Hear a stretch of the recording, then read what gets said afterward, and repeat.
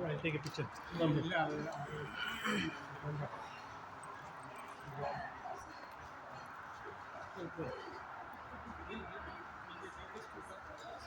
Yeah, you can claim all your own. Otherwise, people will come wandering in.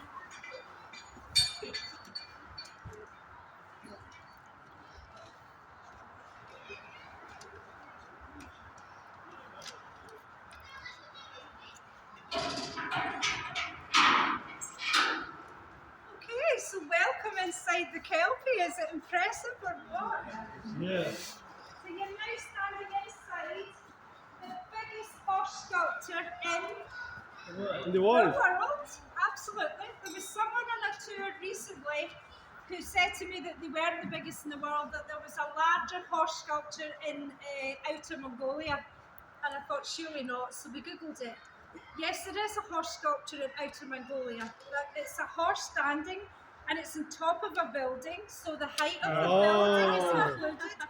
Plus the fact Genghis Khan is sitting on his back. So that's not a horse sculpture, that's a Genghis Khan sculpture, so we're still the biggest in the world.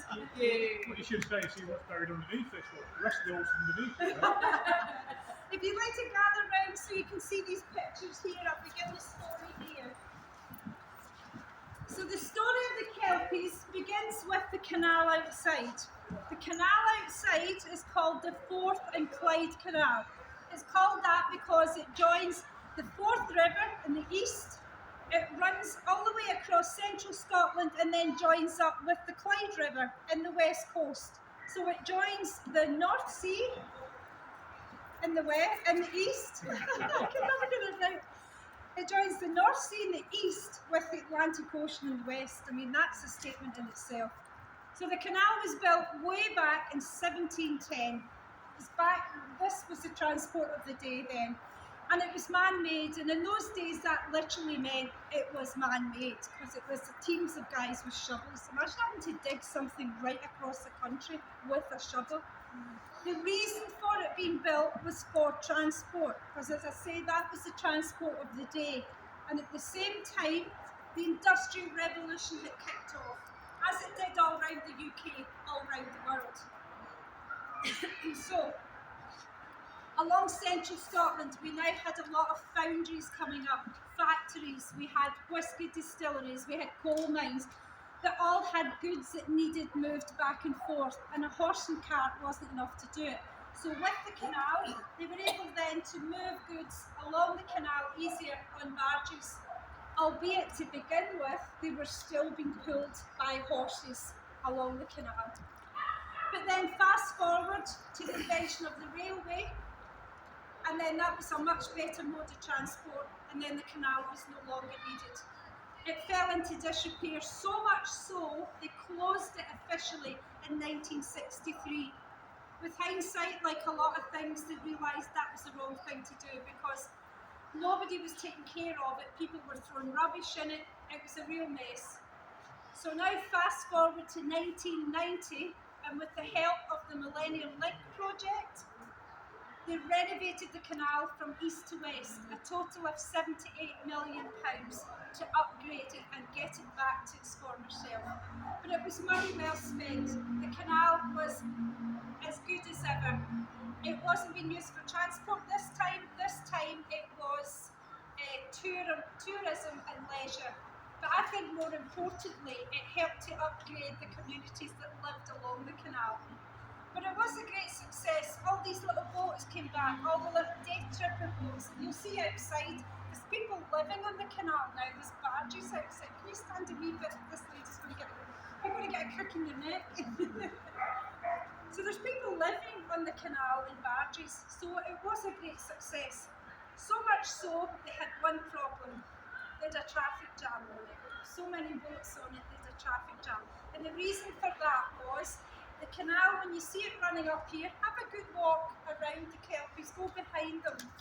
The canal runs up here and it runs off at the end there and it runs into the Carron River. You can see it on this picture here. So here's the Kelpies here and here's the canal running along here and it runs off into this river here.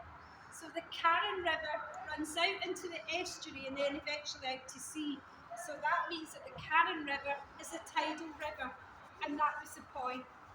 You were only able to open, that was the last lock of the canal and you were only able to open it once a day and that wasn't enough for the amount of traffic installation if you like. But now you've come inside, you can appreciate the amount of engineering work that has gone on to make these stand up. So I would love to have been a fly on the wall when he was selling his idea to the engineers. So guys, I've been given a commission to build a horse statue in a park in Falkirk. Can you help me? And they must have said, yeah, do you want us to make a base to stand on? And he said, no, this is it here. So it's a 1/10 scale. This one is 3 meters, which makes Baron outside. We call the big one with his head up Baron because he's the biggest. He is 30 meters tall. So we're standing inside Duke and he's 26 and a half meters tall. So he said a 1/10 scale, 3 meters, and by the way, that is an average size man scale. And they must have thought, what, you want to make them how big? So when they got over the shock of it, the engineers took their set of models and they put them through a 3D scanner. They had to start putting the job on a computer. Where else do you start to organise a job of this size? So this is one of the images that came out of the 3D scanner. All these blue code numbers are all the outer skin plates on the outside. Every single one of these plates, all 928 of them are unique. There are no two the same.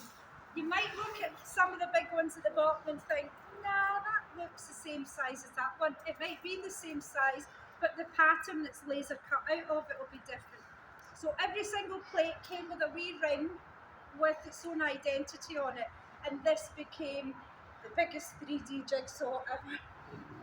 They were also tested in a wind tunnel. This this park is quite it can be quite a windy park sometimes. Even on a warm day, there's always a wee breeze. So pleased to say they passed the wind tunnel. So if you want to move around this side now.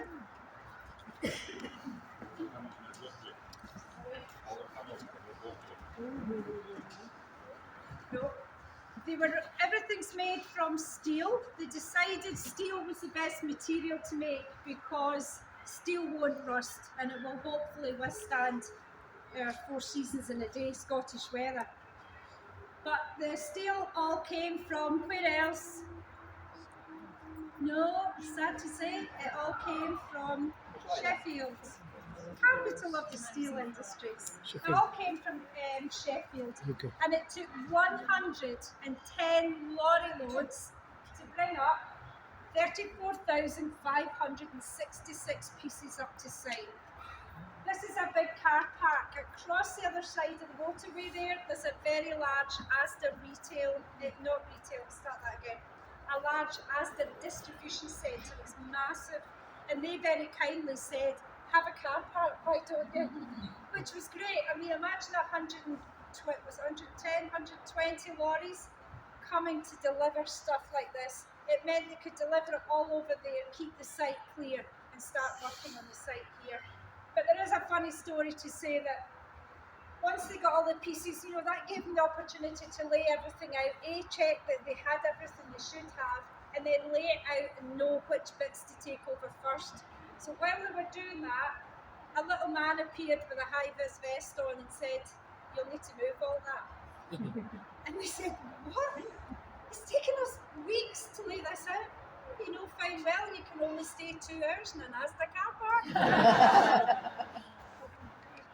So before they could start bringing over the bits to start building, they had to put down a base first. And remember, they were building a canal through the middle of it as well. Massive big engineering work. So if I tell you that below each Kelpie's head there is 440 square metres of concrete, that doesn't mean much to me. That's a number. I like to visualise things. So if you remember, I said that Barron out there is 30 metres tall. Below our feet is 35 metres of concrete down. That's on top of piling. So it goes way, way down. So they're well held down. The framework is made from tubular steel, and the outer skin plates are made from 7mm stainless steel on the outside. The next challenge, if you like, that the engineers had was all the panels came, and can I tell you, out of 928, there was only 2 that didn't fit.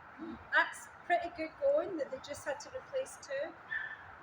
But when they all came straight from the steel mill, they all came flat. Well, they're good. And then we're not building a square skyscraper here, we're building a piece of art. So it curves and turns in all sorts of ways. How were they going to bend the steel? They had to do it on site. How were they going to do that? I would have thought they maybe had to heat the metal to make it a wee bit more pliable. But no, they came up with a special fixing called a huck bolt. It's a cross between a bolt and a rivet. It's never been used in construction before. It's normally seen on the underside of railway carriages. So with the huck bolt and a special horseshoe, now this gives you an idea of the size of that horse. He's absolutely massive. He wasn't the biggest one. So he left us a horseshoe as a thank you to all the working horses on the canal in the past, and to wish us good luck here in the Helix Park in the future. Now I know COVID's still about, they don't like touching things, but if anyone wants to go around the park, there's little quotes. And you go down the hill here and the wall on the right hand side, there's a quote on the wall, and if you go to lot number 3, it's edged on the floor. This is also the size of the horses, so that's an average Clydesdale horse to shoulder. That's Duke, that's Barron. And this one I can hardly reach is the picture on the front with the horse that's pulling the Iron Brew cart. In the 1930s, Carnera was the biggest horse in the world. That's that horse's shoulder, not his head. I mean, huge, giants of horses. But Andy's got another couple of sculptures on motorways fairly nearby. If you're on the M8, which goes between Glasgow and Edinburgh, there's a heavy horse. It's not this scale, but it's a larger-than-life Clydesdale horse that stands by the side of the motorway. It's quite famous now. It's been there since about 1995. The local radio station uses it for traffic updates and will say, M8's busy this afternoon with traffic backed up to the horse. That's all it needs to say, and everyone knows exactly what part of the motorway that is. If you're going south, or if you're going into Glasgow from here, you'll go on this motorway here, down the M9, and then you'll turn off to the M80. And as you go down, bypassing Cumbernauld, on the right-hand side, you'll see Aria. She's a newer one, and she's like a mermaid lady who stands with her hands out. You might have seen her on the way up. And she lights up at night as well. She's doorways 1.5.